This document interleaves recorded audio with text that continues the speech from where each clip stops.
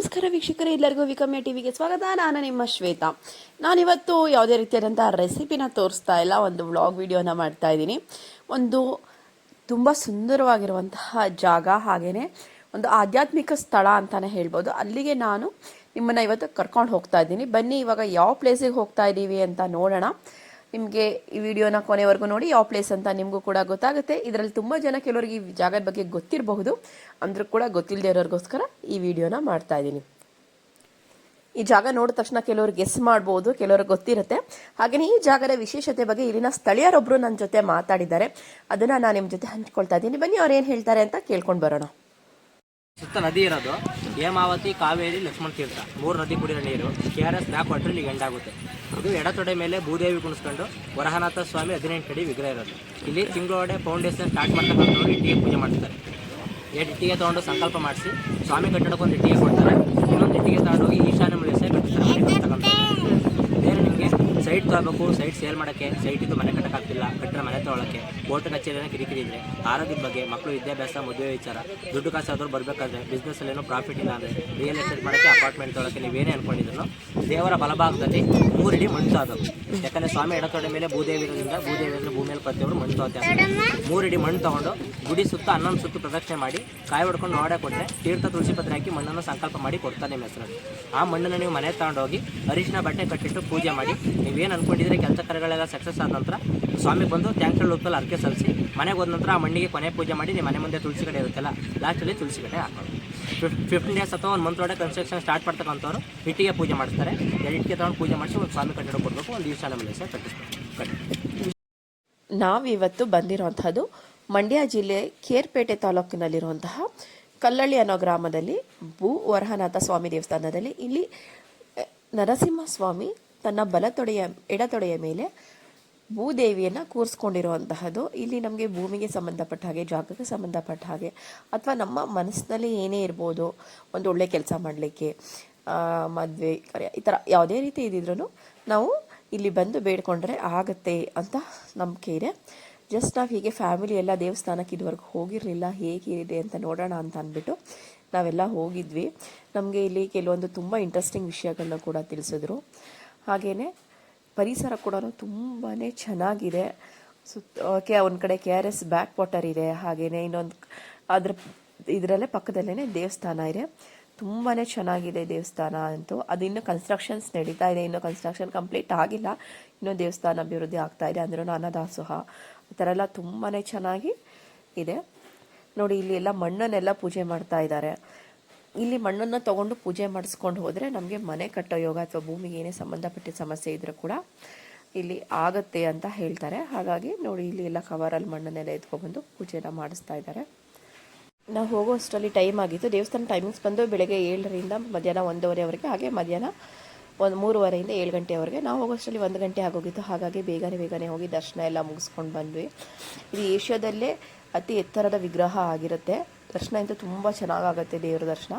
ನಂತರದಲ್ಲಿ ಹೊರಗಡೆ ಬಂದ್ವಿ. ನೋಡಿ, ಇಲ್ಲಿ ಇನ್ನೂ ದೇವಸ್ಥಾನ ಕನ್ಸ್ಟ್ರಕ್ಷನ್ ನಡೀತಾ ಇದೆ, ಕನ್ಸ್ಟ್ರಕ್ಷನ್ಸ್ ಕಂಪ್ಲೀಟ್ ಆಗಿಲ್ಲ. ಹಾಗೆಯೇ ಇದ್ರ ಪಕ್ಕದಲ್ಲಿ ಒಂದು ಚಿಕ್ಕದ ಗುಡಿ ಇದೆ. ಅಲ್ಲಿ ವೆಂಕಟೇಶ್ವರ ಸ್ವಾಮಿ ದೇವಸ್ಥಾನ ಇದೆ, ಲಕ್ಷ್ಮೀದೇವಿ ಹಾಗೆಯೇ ಭೂದೇವಿ ಜೊತೆಯಲ್ಲಿರುವಂತಹದ್ದು. ಅಲ್ಲಿ ಈ ದೇವಸ್ಥಾನದ ವಿಶೇಷತೆ ಬಗ್ಗೆ ಅಲ್ಲಿ ಅರ್ಚಕರು ಕೂಡ ಇದ್ರ ಬಗ್ಗೆ ಮಾತಾಡಿದ್ದಾರೆ. ಸ್ವಲ್ಪ ಡಿಸ್ಟರ್ಬೆನ್ಸ್ ಇದೆ, ಅಂದ್ರೂ ಸ್ವಲ್ಪ ನೋಡಿ. ಗೌತಮ ಋಷಿಗಳ ಪ್ರತಿಷ್ಠಾಪನೆ, ಏಕಶಿಲೆ ಸಾಲಿಗ್ರಾಮ ಶಿಲೆ, ಒಂದೇ ಶಿಲೆಯಲ್ಲಿ ಕೆತ್ತಿರುವ ಭೂದೇವಿ ತಾಯಿ ತೊಡೆಗಳು ಕೆತ್ತಿರೋದು ವಿಶೇಷ. ನಮ್ಮ ಭಾರತ ಖಂಡದಲ್ಲಿ ಅತಿ ಎತ್ತರವಾದ ವಿಗ್ರಹಗಳಿದ್ದೇನೆ ಎಲ್ಲೂ ಇಲ್ಲ. ಪೀಠದಿಂದ ಹಿಡಿದು ತುದಿಯವರೆಗೆ 18 ಅಡಿ ಎತ್ತರಲ್ಲೇ ಇದ್ದೇವೆ. ಮತ್ತು ಭೂದೇವಿ ತಾಯಿ ತೊಡೆಗಳು ಕೂತಿರೋದ್ರಿಂದ ವಿಶೇಷತೆ ಏನಪ್ಪ ಅಂದರೆ, ಆ ತಾಯಿ ಭೂದೇವಿ ಇರೋದ್ರಿಂದ ಮನೆ ಕಟ್ಟೋದಾಗಲಿ, ಮನೆ ತೊಗೊಳೋದಾಗಲಿ, ಮನೆ ಮಾರಾಟ, ಮದುವೆ, ಸಂತಾನ, ಉದ್ಯೋಗ, ವ್ಯಾಪಾರ, ಕೋರ್ಟಿನ ಸಮಸ್ಯೆ, ಮಕ್ಕಳು ವಿದ್ಯಾಭ್ಯಾಸ, ಇಂಥ ಏನಿವನ್ ಸಮಸ್ಯೆಗಳಿಗೂ ಪರಿಹಾರ ಆಗುತ್ತೆ. ದೇವರ ಬಲಭಾಗ 3 ಮುಷ್ಟಿ ಮಣ್ಣನ್ನು ತಗೊಂಡು ಒಂದು ಕವರ್ಗೆ ಹಾಕ್ಕೊಂಡು ನಿಮ್ಮ ಕೋರಿಕೆ ಏನಿದೆ ಅದನ್ನು ಪ್ರಾರ್ಥನೆ ಮಾಡಿ 11 ಪ್ರದಕ್ಷಿಣೆ ಹಾಕಿ ಅನಂತರ ಅದನ್ನು ತೊಗೊಂಡೋಗಿ ಇಲ್ಲಿ ಕೊಟ್ಟರೆ ಪೂಜೆ ಮಾಡ್ಕೊತಾರೆ. ಭೂಸೂಕ್ತ ಪಾರಾಯಣ ಹೇಳಿ ಅದನ್ನು ಪೂಜೆ ಮಾಡ್ಕೊತಾರೆ. ಅದು ವೃತ್ತಿಕಾ ಪೂಜೆ ಅಂತ ಹೇಳ್ತಾರೆ. ಆ ವೃತ್ತಿಕೆನ ಒಳಗಡೆ ತೊಗೊಂಡೋಗಿ ದೇವರ ಸನ್ನಿಧಿಗೆ ಹೋಗಿ ನಿಮ್ಮ ಕೋರಿಕೆ ಏನಿದೆ, ಪ್ರಾರ್ಥನೆ ಏನಿದೆ ಅದನ್ನು ಪ್ರಾರ್ಥನೆ ಮಾಡಿಕೊಂಡು ಮತ್ತೆ ಬಂದು ಶ್ರೀನಿವಾಸ ವರಹಸ್ವಾಮಿ ಆದಮೇಲೆ ಶ್ರೀದೇವಿ ಭೂದೇವಿ ಶ್ರೀನಿವಾಸ ದರ್ಶನ ಮಾಡ್ಕೊಂಡು ಶ್ರೀದೇವಿ ಭೂದೇವಿ ಶ್ರೀನಿವಾಸ ದರ್ಶನ ಮಾಡಿ ಅನಂತರ ಹೋಗ್ಬೇಕು. ಮತ್ತು ತಿಂಗಳಿಗೊಂದು ಸಾರಿ ರೇವತಿ ನಕ್ಷತ್ರದಲ್ಲಿ 1000 ಲೀಟ್ರ್ ಹಾಲು ಮೊಸರಿಂದ ಅಭಿಷೇಕ ಆಗುತ್ತೆ. ಸಾವಿರಾರು ಲೀಟರ್ ಹಾಲು ಮುಸ್ಲಿಂದ ಅಭಿಷೇಕ ಆಗುತ್ತೆ ದೇವರಿಗೆ. ಅವತ್ತಿನ ದಿವಸ ವಿಶೇಷ ಪೂಜೆಗಳಿದೆ, ಹೋಮ ನಡೆಯುತ್ತೆ, ಕಲ್ಯಾಣೋತ್ಸವ ಇದೆ, ಈ ಥರ ಎಲ್ಲ ನಡೀತಾ ಇದೆ. ಅವ್ರು ಸ್ವಾಮೀಜಿಯವರು ಬರ್ತಾರೆ, ಮಧ್ಯಾಹ್ನ ಬಂದು ಮಹಾಮಂಗಳಾರತಿ ಕೊಡ್ತಾರೆ, ವಿಶೇಷ ಇಷ್ಟ ಆಗುತ್ತೆ. ಮತ್ತು ಅನ್ನದಾಸೋಹ ನಡೀತಾ ಇದೆ, ಪ್ರತಿದಿನ ಬೆಳಗ್ಗೆ 10:30 ಸಂಜೆ 6:30ವರೆಗೂ ಅನ್ನದಾಸೋಹ ನಡೀತಾ ಇದೆ. ಇಲ್ಲಿ ವಿಶೇಷ ಅಷ್ಟೇ. ಇನ್ನು ಜಾಸ್ತಿ ಬೇಕು ಅಂದರೆ ಭೂವರಸ್ವಾಮಿ.com ತೆಗೆದು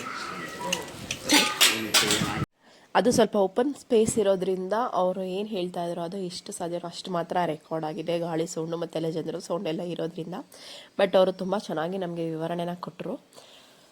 ಫ್ಯಾಮಿಲಿ ಜೊತೆ ವೀಕೆಂಡಲ್ಲೆಲ್ಲ ಹೋಗಿ ಬರಲಿಕ್ಕೆ ಅಂತೂ ತುಂಬಾ ಚೆನ್ನಾಗಿರುವಂತಹ ಪ್ಲೇಸು. ಬೆಂಗಳೂರಿನೂ ಕೂಡ ಒಂದು ದಿನದಲ್ಲಿ ನಾವು ಹೋಗಿ ಬರಬಹುದು. ಮತ್ತು ಬೆಂಗಳೂರಿಂದ ಹಾಗೂ ಮೈಸೂರಿಂದ ಮತ್ತು ಕೇರ್ಪೇಟೆಯಿಂದ ಎಲ್ಲ ಡೈರೆಕ್ಟ್ ಬಸ್ ಫೆಸಿಲಿಟೀಸ್ ಕೂಡ ಇದೆ, ಟೈಮಿಂಗ್ಸ್ ಇರುತ್ತೆ.